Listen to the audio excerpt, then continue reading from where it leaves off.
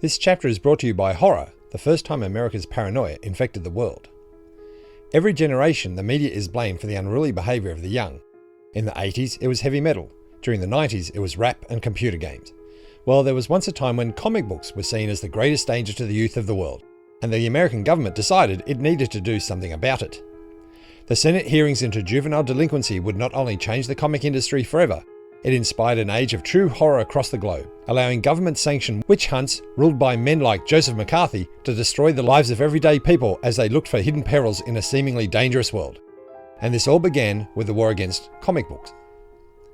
With a cast that includes Alfred Hitchcock, Orson Welles, Joseph McCarthy, America's first serial killer, Albert Fish, Stan the Man Lee, and many others, Horror, the first time America's paranoia infected the world, is a tale based on the true stories of those affected by these strange times. And it's available at Marcosi Publishing and on Amazon. Chapter 21. Dangerously Sincere. Not only was there vast social upheaval in the 1950s, in quick succession erupted the Korean War, the Israel-Arab crisis, the Vietnam conflict, the Cuban Revolution, and several old world empires lost their long-time colonies in Africa and Asia. Danger seemed to be everywhere in a world forever changed by the Second World War. And for many, those changes meant a total erosion of their former way of life. The world had lost its innocence and had grown into a dark, treacherous place, full of nasty creatures with names like terrorist, communist, socialist, and many other words ending with ist. Parents began seeing these diseases spread into their world and creeping towards their children. The young were becoming infected by these outside influences and had begun rebelling. Nobody was sure what they were rebelling against, just that these kids complained that they were rebelling against whatever they got. Nobody was sure what they were and exactly what it was they got, not to mention why it incensed the youth so much. It really was a confusing time for everyone involved. Juvenile crime seemed to be on the rise, and the kids were becoming increasingly unruly and disrespectful, and a word entered the lexicon for the first time to describe these troublesome kids: teenagers. What could be the cause of this trouble? What evil light was being shone on the children to make them so chaotic? Some searched for the answer. Was it the food?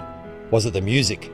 Books, movies, radio, social problems, international tensions, war? Or was it comic books?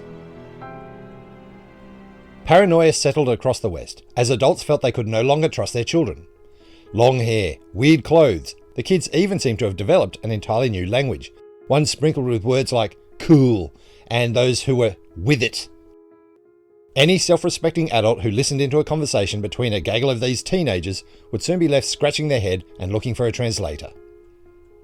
Though many of the dangerous social influences blamed for this new attitude seemed intangible, one proved very much on the mind of law enforcement leading into the 1950s: crime. Today it's clear this entire process was part of a pattern, one that had been repeated time and again, but perhaps not in the way you'd assume. Whenever adults start complaining about kids and skyrocketing crime rates, there's almost always a cause for their fear, and it's one right under their nose. In the 19th century, people started reading cheap, mass-produced newspapers, magazines, and journals. These new forms of media exploded into the lives of the average citizen, who devoured them in a way never witnessed before. As the technology improved and became more affordable to fill the growing demand for these products and cash in on the craze, the more traditional publishing houses were soon joined by dozens, then hundreds of fly-by-night businesses. Soon anyone with a desire and a printing press could publish a newspaper, pamphlet or book, and their rise meant the standards of the industry collapsed. Without the vast resources of the established newspapers, many of these new publishers printed not only news, but gossip, rumour, and even occasionally stooped to inventing a few stories to fill their pages. This sensationalism often captured the imagination of their readers and proved highly profitable. Who cares if the story wasn't exactly true, as more often than not, it was impossible to confirm a story anyway. This often led to the most outrageous printed lies being accepted as fact. These cheaper publications proved so lucrative they cut into the profit margins of the traditional publishing houses, who consequently could no longer afford the large staff needed to keep the quality of their journalism up. To cut costs, these began reducing staff, meaning the standards of these stories suffered. Desperate to feed their papers, editors filled pages with anything they could, and what were the easiest stories to find? Local articles like murder, theft, fights, and arguments were easy enough to get and made for fascinating reading. As newspapers were easily shipped and transport links improved, soon papers from other cities, states, and countries began crossing borders in a way they never had before. These papers would be snatched up by desperate editors hungry for content, who reprinted many of the more shocking stories contained within to help their circulation. It did not matter if the newspapers were out of date. Now your local tabloid not only contained news from your hometown and home state, but neighbouring states and even the world. This meant local crime stories that had once remained local were now being read by the average person across the globe, making the world seem far more dangerous than it had before. Of course, nothing had actually changed. Now they were only reading about murders, thefts and assaults from regions that in reality had nothing to do with them. Before newspapers, these crimes would have still occurred, just most people would have remained oblivious to them.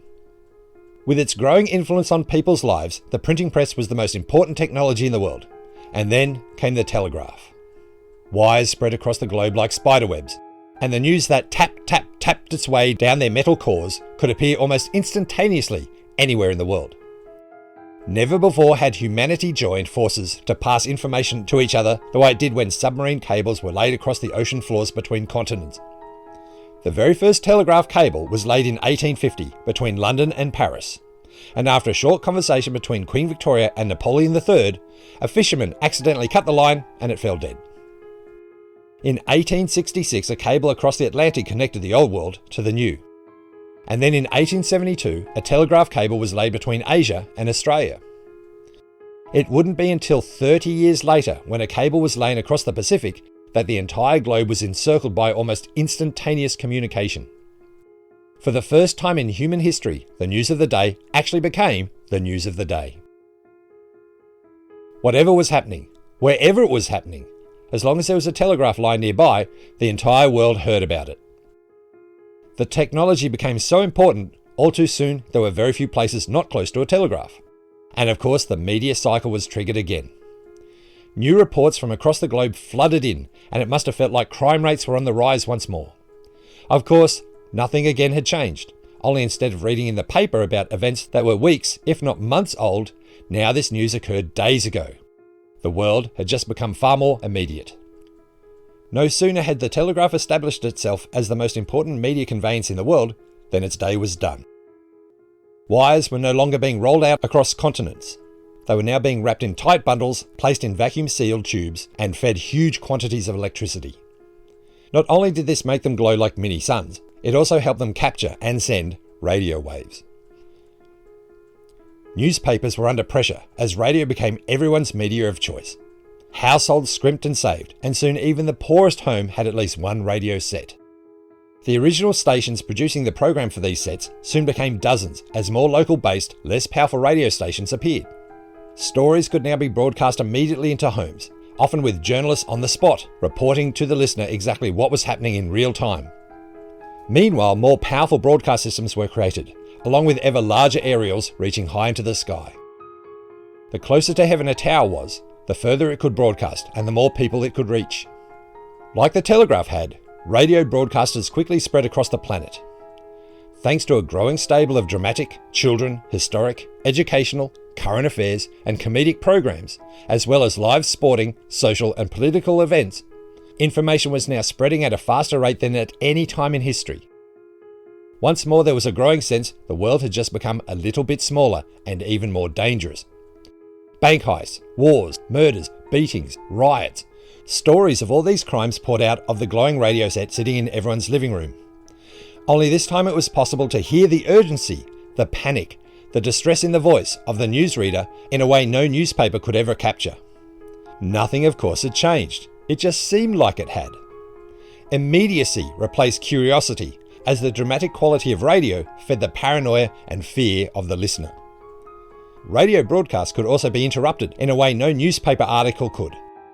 Breaking news would cut directly into whatever people were listening to at the time, giving the station's audience a sense of proximity, that whatever was happening close by, and they or their loved ones could be in peril. Radio removed the detachment of reading about a past event by broadcasting an event at the very instant it occurred, and in far more vivid detail. Radio became so important to everyday life, it was felt it could never die. And then it died. It was considered a fad, one so expensive it could never become marketable. Within a few years of its development, it would spread across the globe and almost all other media forms would be forgotten in its wake, leaving television as king. The cycle, of course, started again.